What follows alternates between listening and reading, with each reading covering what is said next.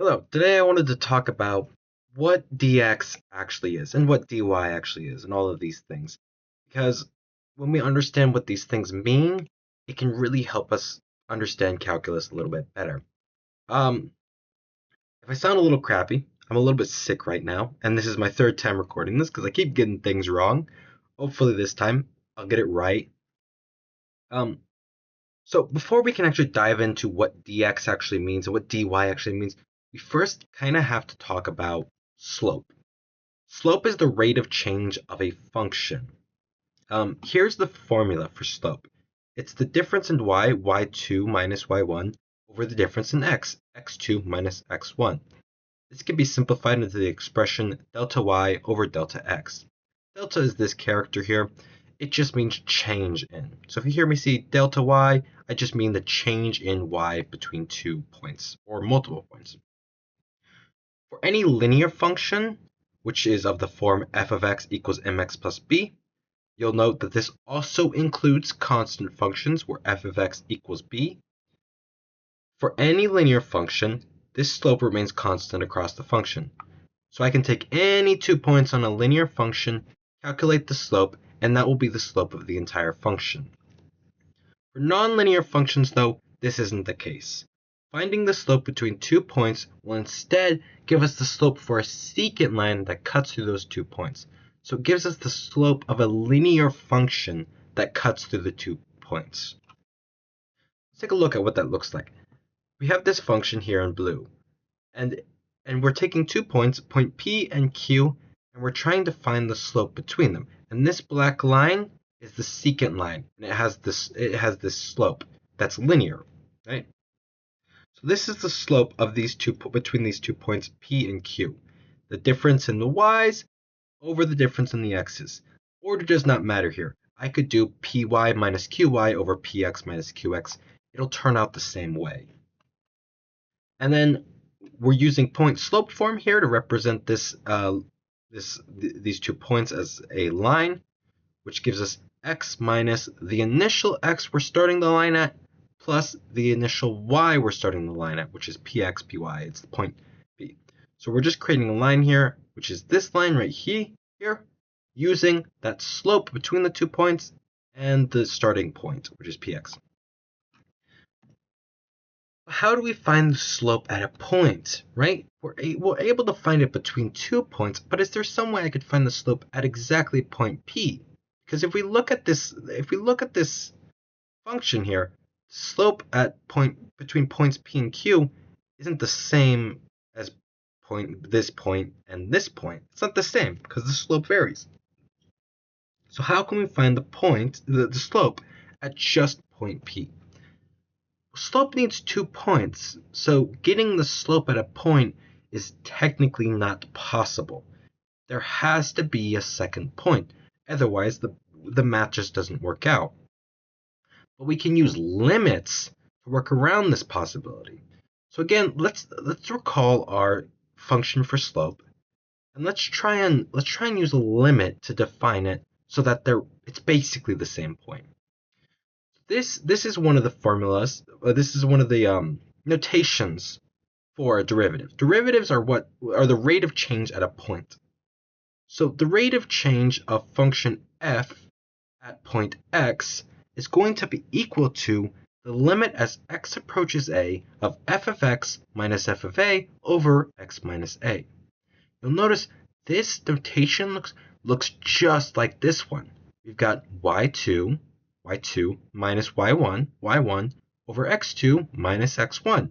So it's the same formula as slope, but we're taking a limit as x approaches a. So x is pretty much the same as a. Not quite.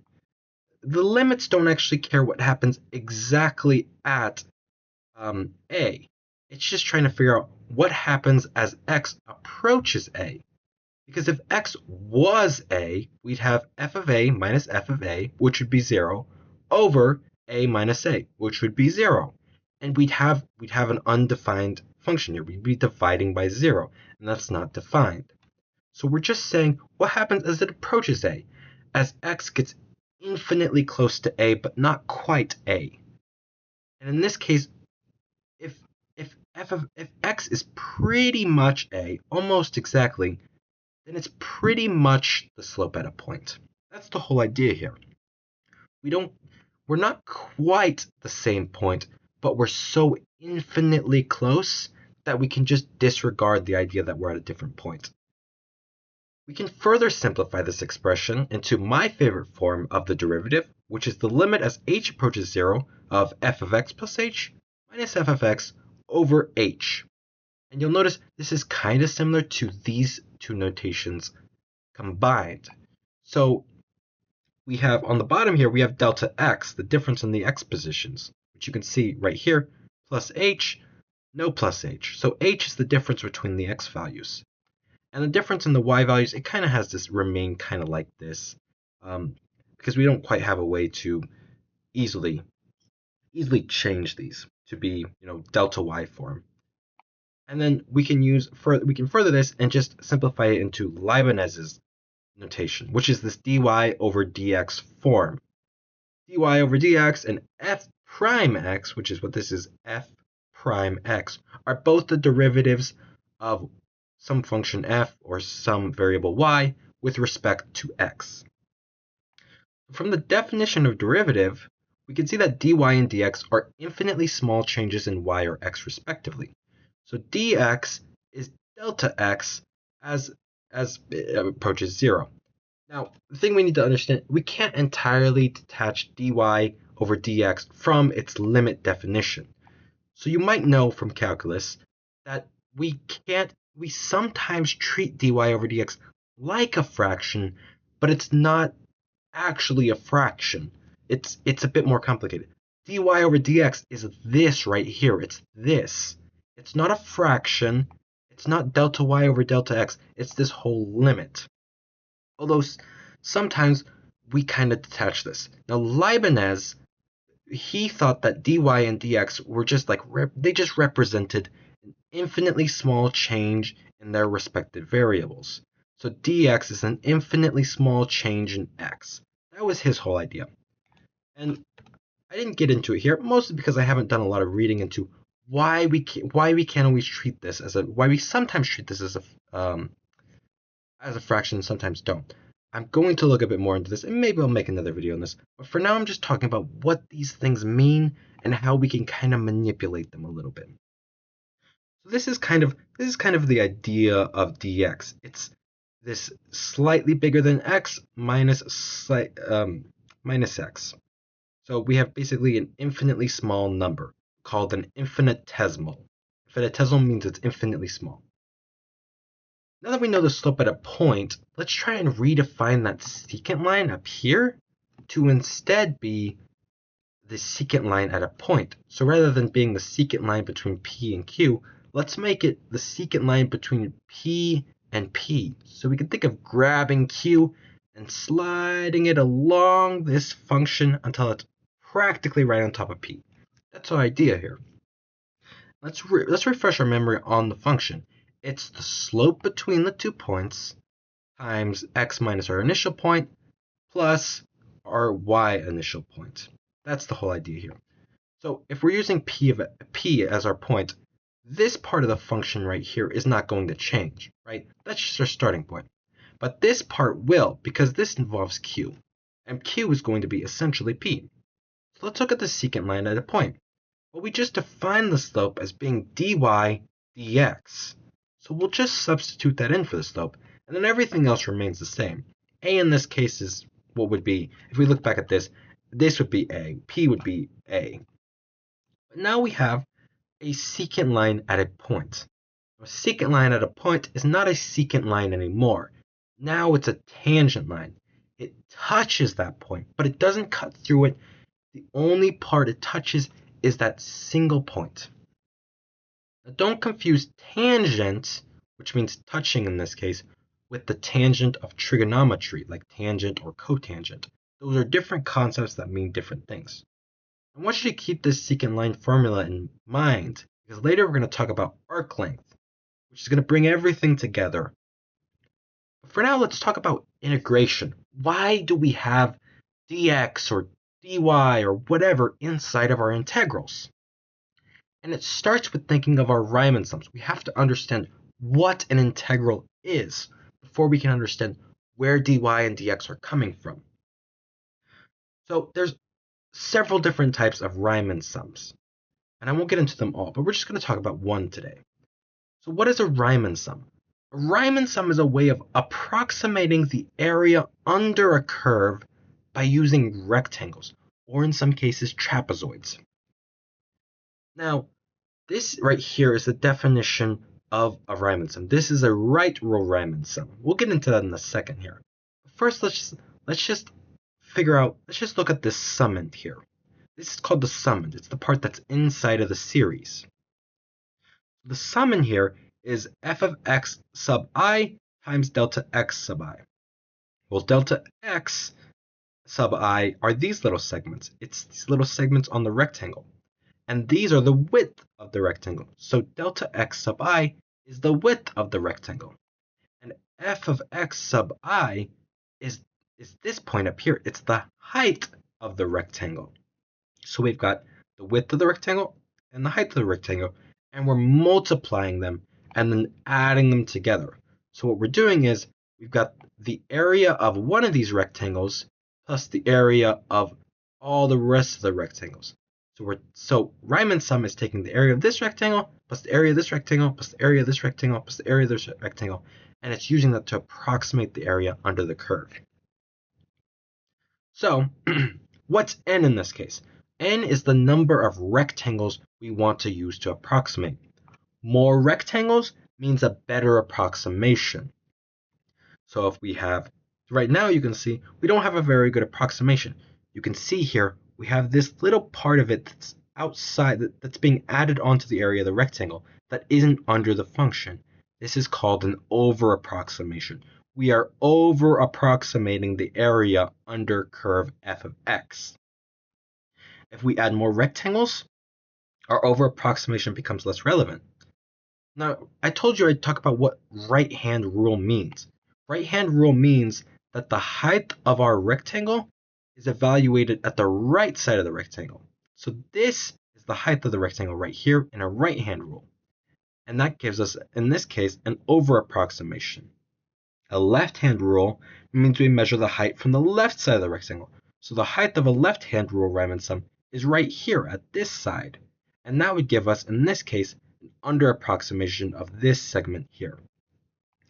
There's also trapezoidal, which would be really accurate because it basically averages this part and this part, and it gives us this diagonal line. So that's a super accurate in this case, but not always. And then there's the midpoint version where we take the midpoint between the left and the right side, and that's where we draw our height.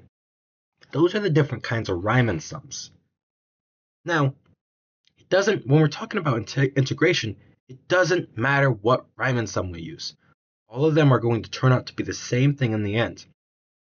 Because as we add more and more rectangles, it's going to get more and more accurate. We're going to talk about what an integral is here in a second. But first I need you to understand how we calculate delta x, or the width of the rectangles.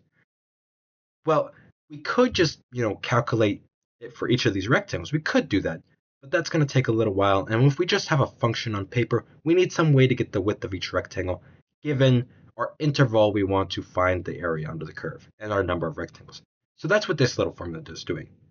It says, take the endpoint, which is b here, the endpoint of the curve that we want to be getting the area of, minus the starting point of the interval we want to find the area of, divided by the number of rectangles we want. And that gives us the width of each rectangle. And then we can, plug that back into here. Now let's talk about how we get the integral. Let's talk about the definition of the integral. The integral is just the limit of the Riemann sum as the number of rectangles in the Riemann sum approaches infinitely many. That's what this integral is doing. And you can see in this graph, it gets more and more and more accurate as we add more and more rectangles. Now, you'll notice here we've got the limit as the number of rectangles approaches infinity, but here we've got, why do we have it this way? Why is it that the width approaches 0 is equal to this? Well, let's look back at delta x. Let's say we were figuring out what delta x is as n approaches infinity. So we take the limit as n approaches infinity of b minus a divided by n. Well, then we get b minus a over infinity, which is 0, right? Because it's getting bigger and bigger and bigger on the bottom until it's so big that the numerator can't counter it anymore. So that's why delta x approaches 0. It's just plugging n into here and simplifying it. This allows us to use this form instead of having to take delta x, taking this part of it, and plugging it into here, and then taking the limit as n approaches 0. Instead, we can just get this as this approaches 0. It's just a shortcut. So that's where we get this whole thing from, as the width of the rectangles approaches 0. So you can imagine if the width of our rectangles is practically just 0, it's essentially just a line. There's not going to be any over approximations or under approximations anymore. We have the exact area now. And that's what this integral is. Now you might be wondering, where does this dx come from? It's coming from delta x, as delta x approaches 0, right? This is what Leibniz thought dx was. This is what he thought it was a number that was so infinitely close to 0. That's what this is.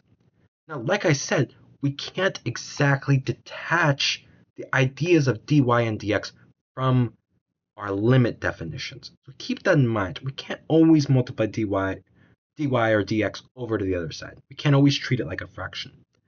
But in this case, it does work. Once again, we see dx, which is taking the place of a delta x as it approaches 0, just like before. It's just the change in x being infinitely small. Now let's look at arc length. If you remember, I told you to keep in mind this equation right here, the secant line at a point, or the tangent line equation. Because now we're going to apply these concepts to try and figure out the arc length of a curve. Now, the arc length is just the length of a line. That's all arc length is, except arc length allows us to figure it out when it's not, a linear function. The arc length of this blue, we'd be finding the arc length of this blue line would be just like the length this blue line traverses. Now, we can figure out the length of a secant line by using our Pythagorean identity, right? We have PQ. The length of line PQ is going to be this right here. It's the square root of delta x squared plus delta y squared. And that comes from this idea of a Pythagorean identity, where we have the difference in x's between P and Q on the bottom here, making this bottom leg, and the differences of y making this left side leg. And then we can do a squared plus b squared square rooted to get the length of the hypotenuse. That's the idea here of the length of a secant line. And now let's try and apply that to get the length of this secant line at a point, or the length of a tangent line. So first, let's define our slope again. M equals difference in y over the difference in x, right? So we can rearrange this to be dy equals m dx. And we want to do this because we want everything in terms of x to make this work. Otherwise, we're going to have a weird formula here that we're not going to really be able to use. So the arc length element is ds, and this just has to do with chain rule. And we call it ds because it relates to some other integrals you might use later on in Calculus 2, ones involving the surface area of three-dimensional shapes, of surfaces of revolution. Now the arc length element is the length of a secant line AB. In this case, it's practically just a tangent line of A. So you can kind of think of A and B as being the same point, essentially. And we know that the original form for the length of a secant line was delta x squared plus delta y squared. Well, dx is essentially delta x, and dy is delta y. So let's just substitute those in. So we have an infinitely small change in x and an infinitely small change in y, and we'll just get our new length of the hypotenuse in terms of dx squared or in terms of dx and dy. And now we took this substitution up here, so now we're going to substitute m dx in for dy. So right here we get dx squared plus m squared dx squared square rooted. Now we can pull out the dx from these. That leaves us with dx squared times 1 plus m squared. And then I skipped a step here, and I just pulled dx all the way out of the square root, leaving us with dx square root of 1 plus m squared. And now we're going to plug m back in, now that we've pulled the dx out. So now we're left with dx times the square root of 1 plus dy over dx, and this should be squared. I forgot to add this when I was writing it, but this is dy over dx squared, which is the derivative, right? So let's just switch it back to the other form, which is equal to dx square root of 1 plus f prime x, and again, this should be squared. F prime x should be squared. And that's what gives us ds, our arc length element. And then we can figure out what the arc length from A to B is by integrating ds. So by integrating 1 plus f prime squared square rooted dx. So that's what ds is. That's what the arc length is. Now, A and B are not the same as this A and B, right? A and B just means your interval you're trying to find the area under, or in this case, the interval you're trying to find the arc length under. And this picture is not the scale, right? Because remember, dx is infinitely small and dy is infinitely small. So A and B, like I said earlier, are practically the same point. They're practically the same point. They're an infinitely small number. That's the idea of arc length. I hope this kind of helped explain where dx and dy came from and kind of a little bit of how we can use them to solve some harder problems and think about arc length rather than in just terms of raw formulas. We can think about the derivations of these kinds of things.